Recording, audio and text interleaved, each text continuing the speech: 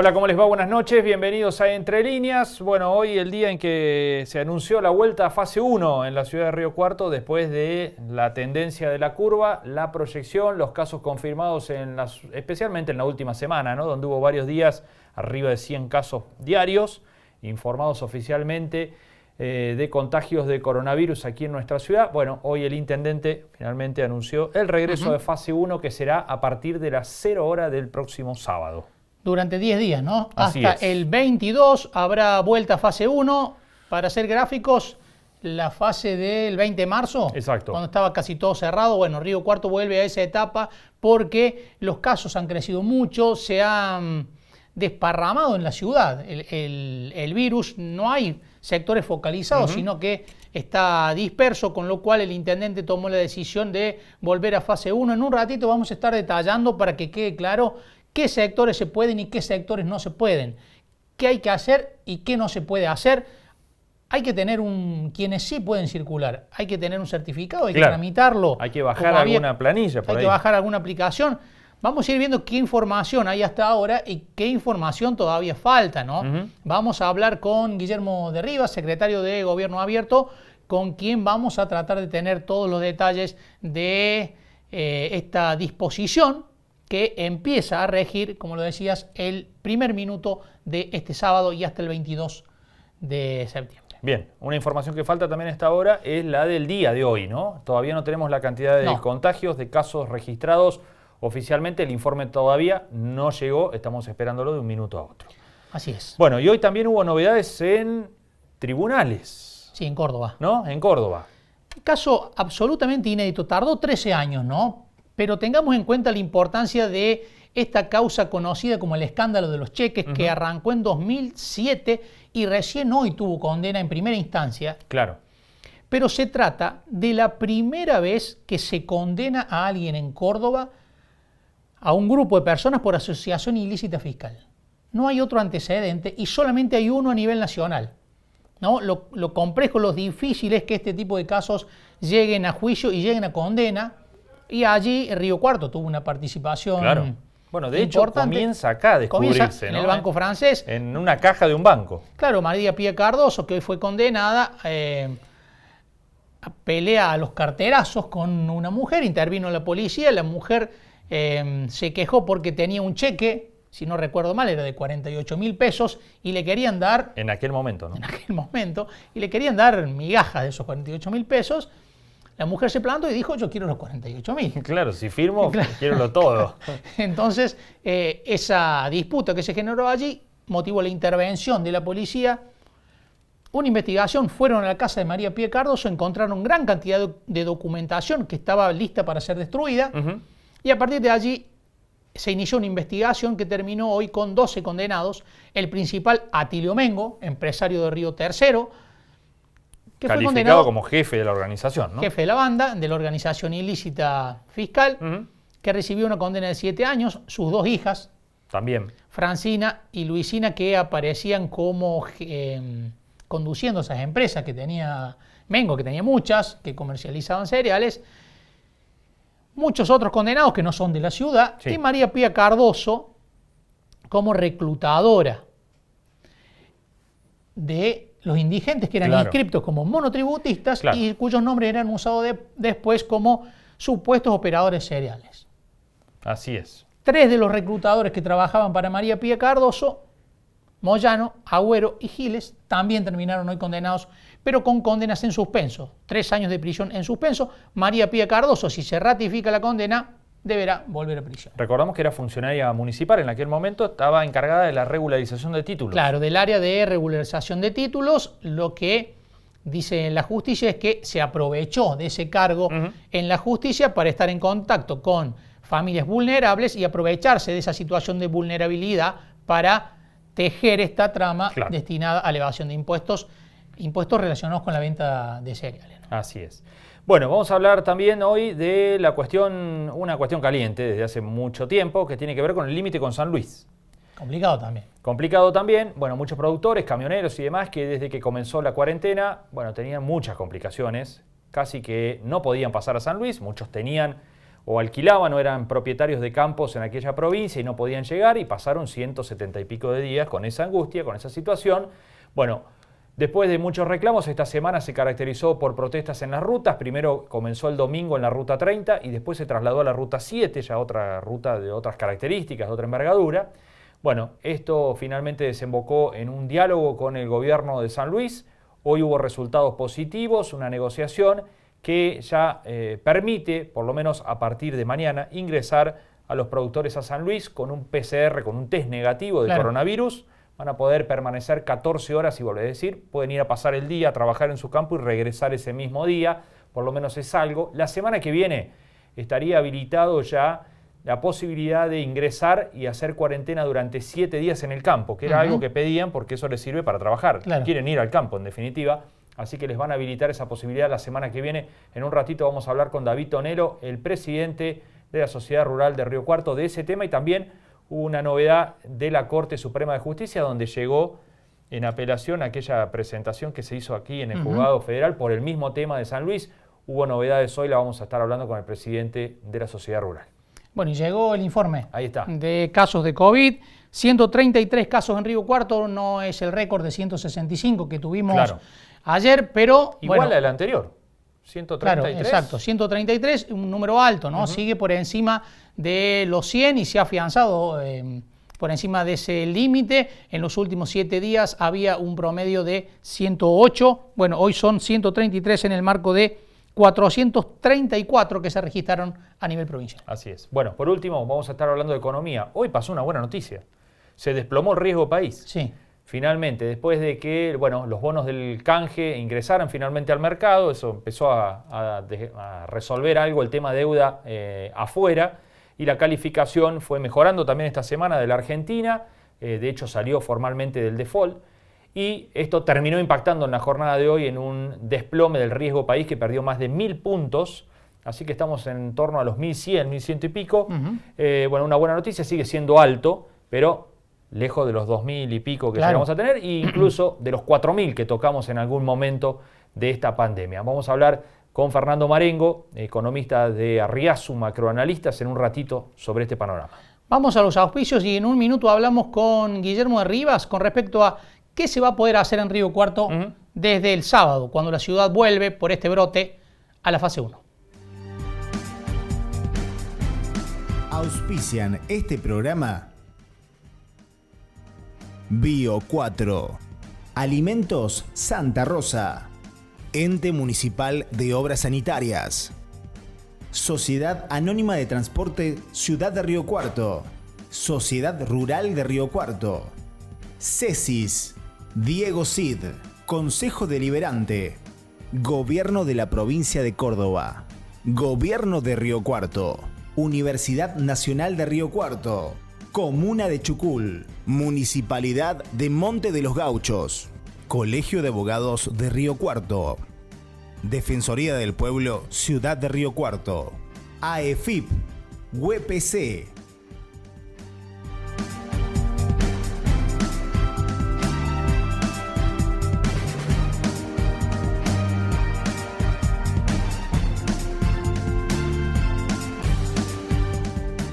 Nueve de la noche, 11 minutos, seguimos en Entre Líneas. Bueno, vamos a hablar del cambio de fase que se viene en Río Cuarto, anunciado hoy a la mañana aquí por el intendente. Bueno, el intendente y un escenario con todas las instituciones de la ciudad prácticamente, ¿no? Sí, con instituciones, con exintendentes, estuvo Benigno Rins, Alberto Cantero, Juan Jure de manera presencial, estuvo el obispado, la rural, muchas de las instituciones de la ciudad dándole apoyatura política a esta decisión, que no es fácil, por supuesto, ¿no? No es fácil decirle a quien no hace mucho volvió a trabajar y que está trabajando a media máquina con suerte, que hay que paralizar todo de nuevo, pero bueno, el gobierno entiende que es el momento de hacer esto porque la verdad que en Río Cuarto la situación sanitaria es muy complicada. Sí, claro, de hecho ha sido calificado como el desafío más importante que ha tenido el COE hasta aquí en la provincia de Córdoba, ¿no? Ni más ni menos. Bueno, está Guillermo de Rivas ya con nosotros, secretario de Gobierno Abierto de la Municipalidad, para charlar un ratito. Guillermo, ¿cómo va? Buenas noches.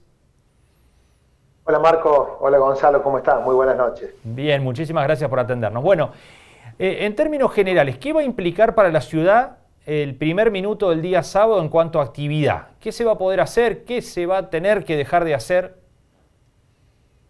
Bueno, como todos saben, la decisión de este paso hacia atrás que tenemos que dar, que implica la vuelta a la fase 1, es recordar aquella etapa de pasar del distanciamiento al aislamiento. La regla y el principio es que cada uno deberá permanecer en su hogar y solamente salir para desarrollar aquellas actividades que están permitidas, que solamente son actividades esenciales. Vamos a hablar de actividades esenciales como aquellas las que implican poder ir, por supuesto, a un supermercado minorista y mayorista para comprar los bienes y las actividades esenciales, la farmacia, una veterinaria para insumos básicos. Por supuesto que va a estar permitido el funcionamiento de la actividad de las industrias, pero solamente lo que tiene que ver con la manufactura y producción de insumos alimentarios, de farmacias, médicos o de actividades esenciales. Por supuesto que va a funcionar lo que es la recolección de residuos y el mantenimiento de los servicios básicos. No va a estar permitido el funcionamiento de la actividad bancaria presencial. Claro, esa era una pregunta importante, ¿no? Muchos se preguntan si los bancos iban a estar funcionando. No. No está funcionando. De hecho, tenemos que ser realistas en estas. Muchas de estas actividades hoy, algunas de ellas estaban afectadas por personas contagiadas con contacto estrecho. De hecho, había 3 sucursales de un banco y del Banco de la Provincia de Córdoba que no estaban funcionando, Superville 3 no estaban funcionando y había situaciones complejas, ¿no es cierto? Sí va a estar permitido, por supuesto, casos de fuerza mayor, de atención de alguna circunstancia excepcional o atención de algún familiar para asistirle en alimentos o alguna actividad de estas, pero tenemos que ver que todas aquellas actividades que fueron flexibilizadas con posterioridad, como es la del comercio no esencial, lo que es la actividad deportiva, la actividad del aire libre, la actividad de todos este tipo de, lo que es el tema de gimnasio, actividades folclóricas, artísticas y todas aquellas otras que se flexibilizaron durante el término de estos 10 días, que implica estos 6 días hábiles del lunes al otro viernes y el otro lunes 21 de septiembre, no se van a poder desarrollar porque el objetivo principal es que evite la circulación, porque el pedido que hicieron los epidemiólogos, pero principalmente los médicos y los sectores de la salud, es que es necesario evitar el contacto, y para evitar el contacto no tiene que haber circulación, salvo por el esencial por estos días, para evitar la escalada. Ayer fueron 165, hoy 133. Detrás de todo esto requiere todo un andamiaje de atención médica personalizada a cada uno de los contagiados, como así hacer una trazabilidad de prácticamente, cuando hablamos de que hay 133 contagiados de hoy nomás, dispara la necesidad de hacer 1000 llamadas telefónicas a los contagiados, a los que son positivos, y para saber cuáles son sus contactos estrechos. De hecho, estas personas llevan a que haya prácticamente 800 personas que a partir de que se comunica que son positivos, deben estar en aislamiento porque tienen, además de estos 133 que tienen que quedarse en su casa, tienen sus contactos estrechos que también tenían que hacer el aislamiento de 144 días, entonces, de 14 días. Entonces, toda esta actividad de volver hacia atrás, volver al aislamiento estricto, es exclusivamente a los fines de protegernos, de proteger la salud, porque ya no es preventivo como al principio, Marco y Gonzalo. No es preventivo que lo hacemos para evitar el contagio. Hoy, esta cantidad de casos positivos se da que está existiendo contagio y tiene que ver con contactos estrechos, generalmente no atendiendo, cuidándonos de lo que implica tener distanciamiento social, la utilización de barbijo. Entonces, este tipo de actividades, o que se vamos a desarrollar estos 10 días, va a ser restrictiva en relación a lo que era la que estamos teniendo este último tiempo, y así como en su oportunidad se logró flexibilización en base a recomendación de los epidemiólogos y de los médicos, creo que hoy ellos mismos son los que le pidieron, pero en base a eso fue la decisión que tomó nuestro intendente, en la responsabilidad que implica gobernar, tan difícil de tomar una decisión de en estos tiempos, pero quédense tranquilos que es la decisión a los fines de cuidar la salud de los riocuartenses y que no haya riocuartenses que por la cantidad de contagios no puedan recibir su atención. Guillermo, esto recién lo decías, caminatas al aire libre, paseos, todo suspendido.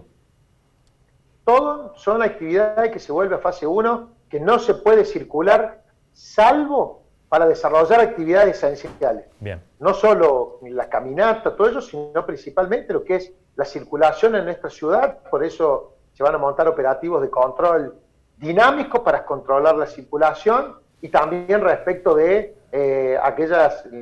la verificación de que estén debidamente sin aquellas servicios, comercios o actividades que no están permitidas. Pero nosotros, la verdad que más allá de lo que es la aplicación de la multa, que está establecida, que se dispuso y que realmente son gravosas, como así también las sanciones penales, nosotros aspiramos a no tener que imponer sanciones y multas, sino que aspiramos que hoy entendamos que más allá de la decisión del intendente de tomar en base a lo que le piden los médicos, estamos cuidándonos entre todos. Hoy nuestro familiar, las personas mayores de edad, un amigo, un pariente, se puede contagiar, y como decían los epidemiólogos, en este nivel sabemos que se afecta la actividad y que una decisión difícil, y nuevamente sin poder desarrollar actividad productiva. Pero siguiendo este nivel, seguramente en algún tiempo más no se iban a poder desarrollar las actividades o gran parte de actividades, porque muchos iban a ser contagiados y contacto estrecho, pero no iba a haber un sistema de salud para atenderlos a ellos. Entonces, queremos que sepa la ciudadanía que en esto de volver hacia atrás es cuidarnos para esta escalada, para que principalmente que aquellos que estén contagiados puedan ser atendidos en un sistema de salud que ha crecido y que se ha incrementado la cantidad de camas, pero lo que es imposible tener mayor cantidad de factores de salud, médicos, porque como ustedes saben también ellos se han ido contagiados, y tenemos que cuidar a los médicos que están contagiados, a los enfermeros, y también evitar que nos suceda como hoy, que hay algunas instituciones que están cerradas, instituciones de salud que no van a poder atender a aquellos que estuviesen contagiados. Guillermo, la decisión, como decías, es difícil, pero también es un desafío importante para la municipalidad poder garantizar el cumplimiento, como decías vos, ¿no? Porque se llega, no es lo mismo una fase 1 el 20 de marzo que hoy, cuando ya han pasado 170 días y la gente está exhausta, ¿no? Cansada del encierro. No va a ser fácil que el cumplimiento sea elevado. ¿Lo evalúan así? Sin lugar a dudas, Marcos.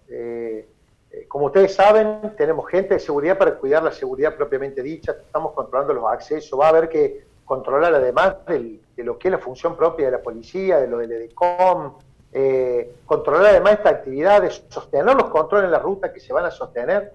No hay duda que no va a alcanzar. Y no hay duda que no alcanzó porque había actividades que no estaban permitidas, como las reuniones sociales, como reuniones familiares, y el 85% de los contagios fueron porque lamentablemente entendíamos esta necesidad, que muchos lo estaban haciendo, pero veamos en esto, decir, ¿y cómo no me voy a juntar con mis amigos?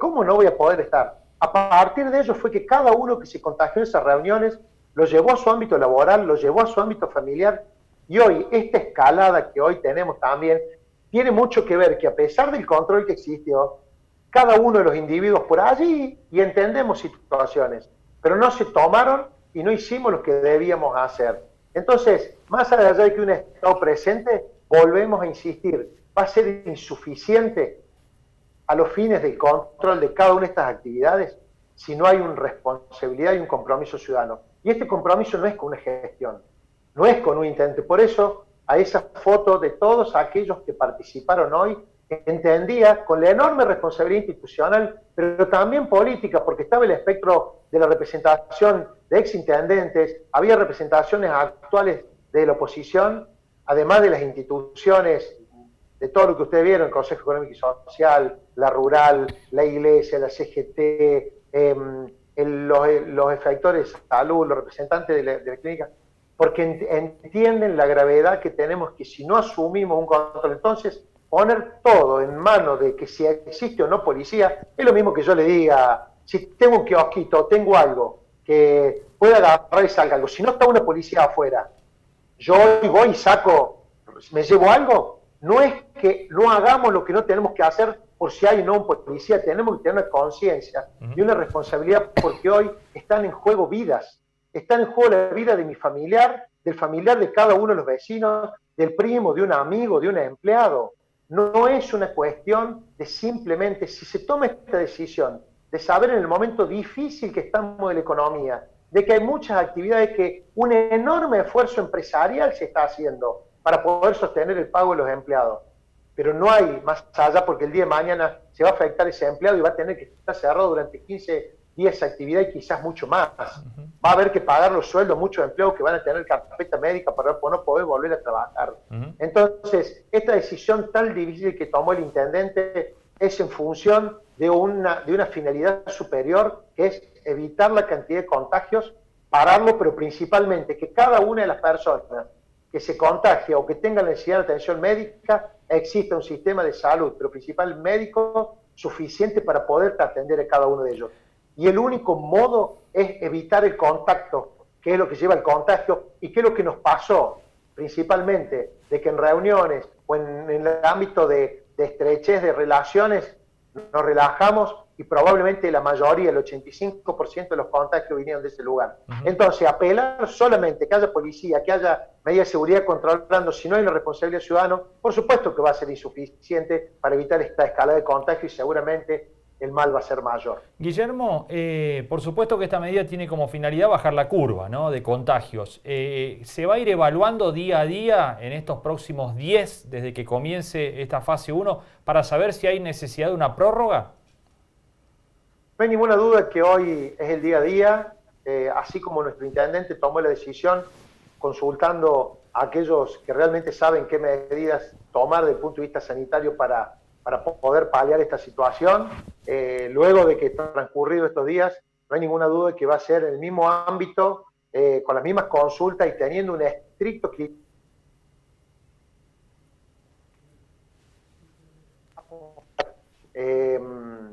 Cómo realmente se va a poder seguir conteniendo lo que se va a llevar adelante. Entonces, repetimos, sabemos que es un enorme esfuerzo. Hay muchos que están cansados, por supuesto que están cansados. Hay muchos que otra vez volver a encerrarse y estar en su casa, pero es el único modo de que nos podemos proteger y seguramente la semana que viene, luego de comportamiento y luego de las recomendaciones, tomar las decisiones luego transcurrido estos 10 días. Bien. Guillermo, muchísimas gracias por este contacto con Entre Líneas, como siempre. Muchas gracias, Guillermo. No, por favor, muchas gracias a ustedes. Y bueno, y ojalá que todos estemos a la altura de las circunstancias, así como se le demanda al sector público, la verdad, una mayor responsabilidad, porque los funcionarios públicos que toman decisiones se le atribuye responsabilidad importante. Es bueno que también que cada uno nos miremos hacia adentro de qué es lo que podemos contribuir, porque esto no es cuestión de decir estoy de acuerdo o no estoy de acuerdo, simplemente sino asumir la responsabilidad de cuidar en la salud en el momento más crítico, que están en juego vidas realmente de las personas que queremos o aún de las que no conocemos, pero somos todos parte de la misma comunidad de Río Cuarto. Gracias, Guillermo. Muchas gracias. Buenas noches. Gracias a ustedes. Bueno, era Guillermo de Rivas, secretario de Gobierno Abierto, dando un panorama de lo que va a ocurrir a partir del sábado. Por un lado, la fundamentación, que la conocemos todos, de por qué se tomó esta decisión, pero dando un detalle de las actividades que no van a estar permitidas. Se vuelve a una fase la más estricta que hemos tenido en este proceso, sin bancos, sin comercios que no sean particularmente los esenciales, vinculados más que nada a la alimentación. Claro, farmacias. ¿no? Claro, las farmacias pueden estar abiertas, pero también sin actividad al aire libre, sin caminatas, sin gimnasios, sin bancos. Son 10 días que volvemos a una cuarentena estricta, bien ¿no? estricta, Bien cerrada como fue a partir del 20 de marzo. Bueno, y después, obviamente, veremos los resultados, irán evaluando para ver si son 10 días o si hay necesidad de más, ¿no? Así es. Bueno, 133 hoy, repasamos. 133 hoy. En 2 días casi 300, ¿no? Claro, pero además en una semana que están pasando tantas cosas en Río Cuarto que una noticia se come a la otra, ¿no? Sí. Recordemos que esta misma semana, hace horas, se conocieron los cambios en el COE regional. Claro. Bueno, ¿no? Fue todo un proceso, ¿no? Claro, que fue hace horas que se conoció. Carlos Pepe, que estaba a cargo, que es el director del hospital y estaba a cargo además del COE regional, volvió a su función original. En el gobierno no quieren decir que fue desplazado, pero bueno, no está al frente del COE regional, y asumió Diego Almada, que integra el COE central y que se ha directamente instalado en Río Cuarto para manejar este complicado panorama que él mismo dijo es el más complejo que tiene hoy la provincia de Córdoba. Que ha estado al frente de otros brotes, como el de Tras la Sierra, como el de la Ruta 9, sin un hombre que viene con mucha experiencia en el tema, ¿no? Y cuando se enfrentó a Río Cuarto dijo, este es el desafío más grande que hemos tenido por las características de la ciudad, el tamaño y las características del brote absolutamente atomizado. Claro. Aquí no se puede bloquear un barrio y controlarlo porque está disperso por toda la ciudad. ¿Cambiamos de tema? Vamos. Vamos a hablar de lo que decíamos al principio del programa, el escándalo de los cheques, muy conocido en Río Cuarto, que después de 13 años finalmente hoy llegó a una condena, a 12 condenas mejor dicho, entre los condenados, la más conocida para la ciudad, la abogada María Pía Cardoso, que recibió una pena de 3 años y 8 meses de prisión. Para hablar de este tema estamos en comunicación con Carlos Gonella, el fiscal del caso. ¿Qué tal, fiscal? Buenas noches. Hola, ¿qué tal? Buenas noches, mucho gusto en saludarles. Fiscal, bueno, cuéntenos un poquito, es una causa que para Río Cuarto tiene trascendencia por algunos de los personajes que están implicados, pero una causa que judicialmente también es muy importante porque casi no hay casos de condena por estas investigaciones de asociación ilícita fiscal, ¿no? Sí, así es. Sé que la sociedad de Río Cuarto, los medios de Río Cuarto han estado atentos al desarrollo de este juicio porque, como decís, una de las personas que fue condenada y que tuvo un rol protagónico en esta trama delictiva es la señora María Pía Cardoso de la ciudad de Río Cuarto, ¿no? Pero sí es trascendente para la justicia federal en general. No se registran antecedentes por condenas de este tipo de delito. Hay una única condena a través de un juicio abreviado en la ciudad de Mar del Plata, pero esta es la primera vez que se realiza un debate, un juicio oral, por el delito de asociación ilícita fiscal. De manera que, desde ese punto de vista, sí es una noticia relevante que trasciende, ¿no es cierto?, las particularidades de la localidad de ahí, la ciudad de Río Cuarto. ¿Por qué es tan difícil, fiscal, llegar a llevar estos casos a juicio, descubrirlos, una investigación muy larga y que finalmente lleguen a este tipo de condenas? Bueno, la criminalidad económica en general, hay varios motivos, ¿no? Nos llevaría mucho más de los tiempos del aire para analizar. Hay muchos factores que explican por qué las maniobras de criminalidad económica son las más retrasadas en ser juzgadas en los estrados judiciales. Bueno, son sectores poderosos, ¿no es cierto?, las personas que son investigadas por este tipo de hechos.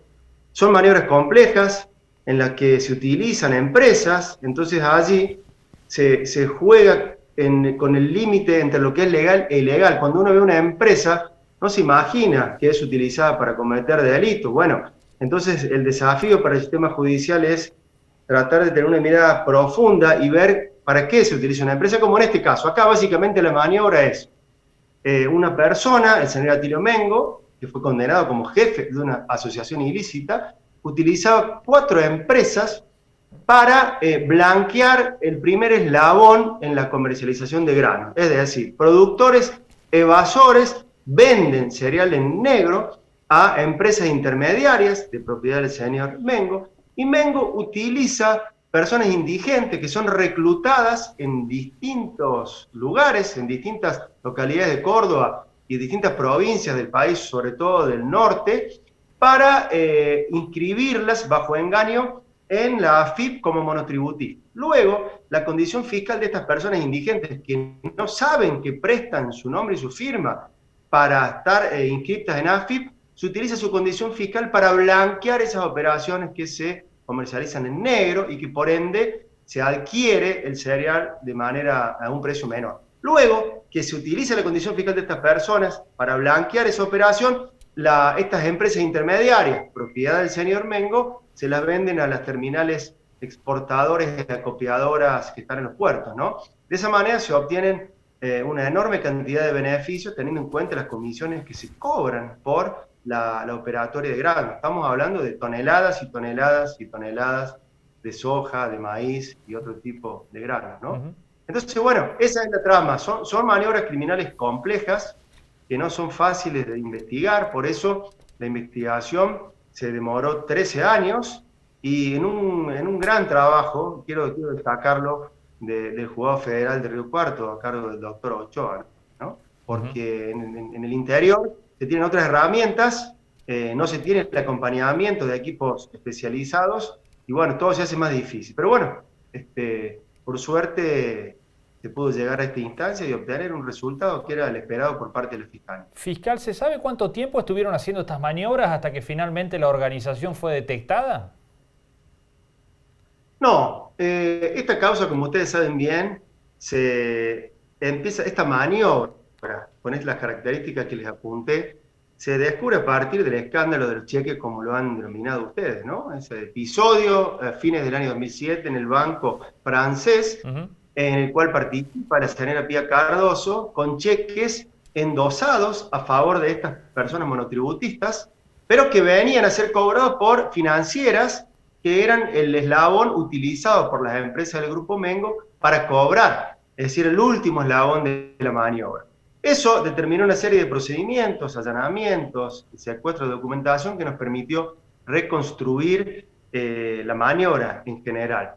Pero tengamos en cuenta el contexto internacional de los años 2006, 2007, 2008, en el cual aparece China demandando granos argentinos, y eso provoca que el precio, por la lógica de la oferta y de demanda, el precio de la soja se eleve. Entonces ahí aparecen personas inescrupulosas que quieren siempre, como siempre, maximizar sus beneficios a través de este tipo de maniobras ilícitas, ¿no? De manera tal que yo te podría decir que por lo menos desde agosto, septiembre del año 2006, hasta que esta maniobra fue descubierta a fines del año 2007 y comienzo del año 2008. Fiscal, ¿qué pasa con los condenados? ¿Tienen alguna instancia para recurrir la sentencia? ¿Van a prisión? ¿Van a permanecer en libertad? Bueno, salvo 3 personas de 12 que fueron condenadas, estas 3 personas ocupaban eslabones más inferiores en la cadena, que fueron condenadas a 3 años de prisión en suspenso. Salvo estas 3, estamos hablando del señor Agüero, Giles y Moyano, el resto fueron condenadas a penas de prisión efectiva.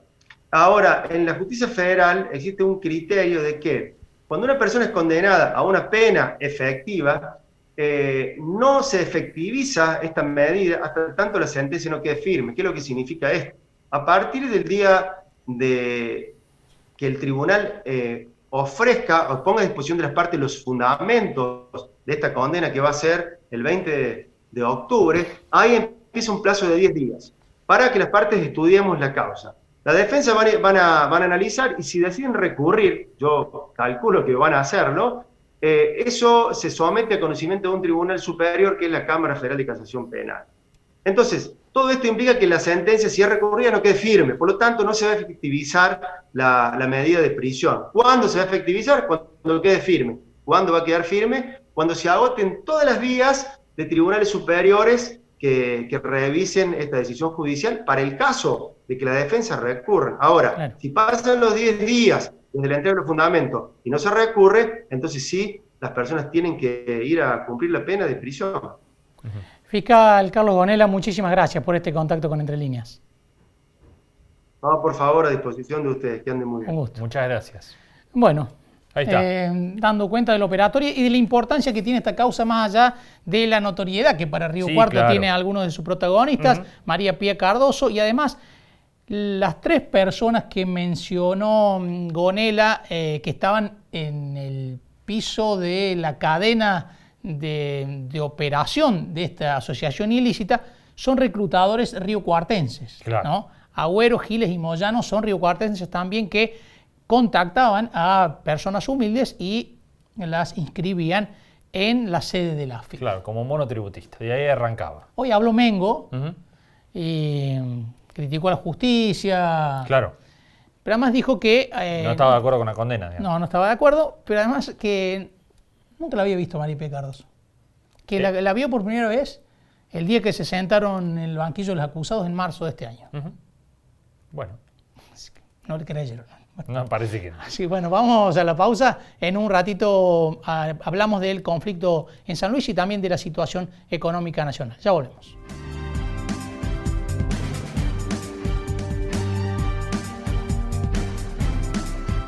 La salud de los cordobeses es nuestra prioridad. Juan Schiaretti anunció el aumento del fondo para enfrentar la pandemia por COVID de 3.500 a 5.000 millones de pesos y la incorporación de 97 respiradores más, lo que da una capacidad total de 882 camas críticas en la provincia, de 326 que teníamos al iniciar la pandemia, casi triplicando su número. El gobernador pidió a todos los cordobeses extremar las medidas preventivas y actuar con responsabilidad social para hacer frente a este virus que azota al mundo y que aún no tiene vacuna ni remedio. Este invierno, usa la electricidad eficientemente. Recordá que la calefacción eléctrica no consume oxígeno, por lo que no necesitas ventilar la casa. Colocar burletes en puertas y ventanas te ayudará a mantener el calor.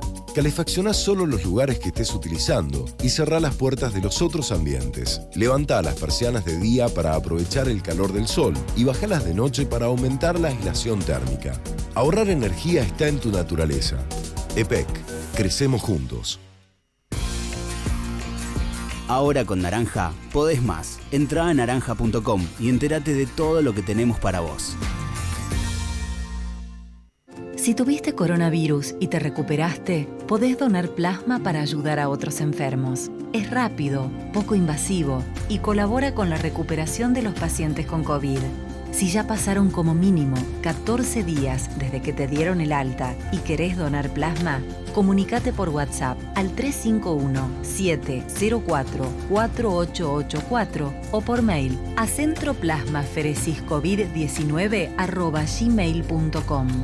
Entre todos, podemos y hacemos más.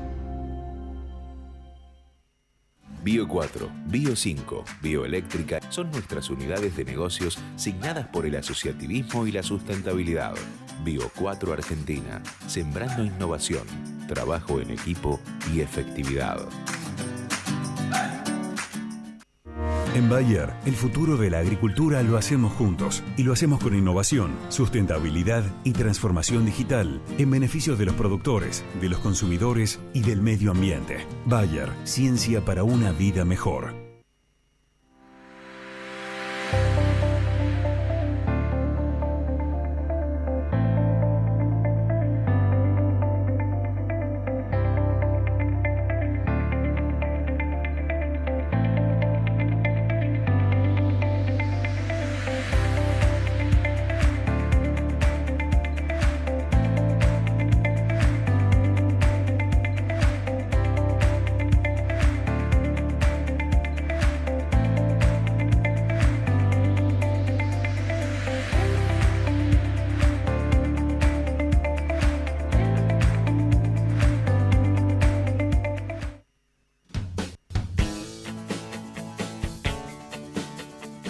Universidad Nacional de Río Cuarto. Creer, crear, crecer. Esta es la tarjeta SatBus. Vas a un centro de expendio y ya está. La recargas y listo. Es más cómodo, ágil y sobre todo seguro.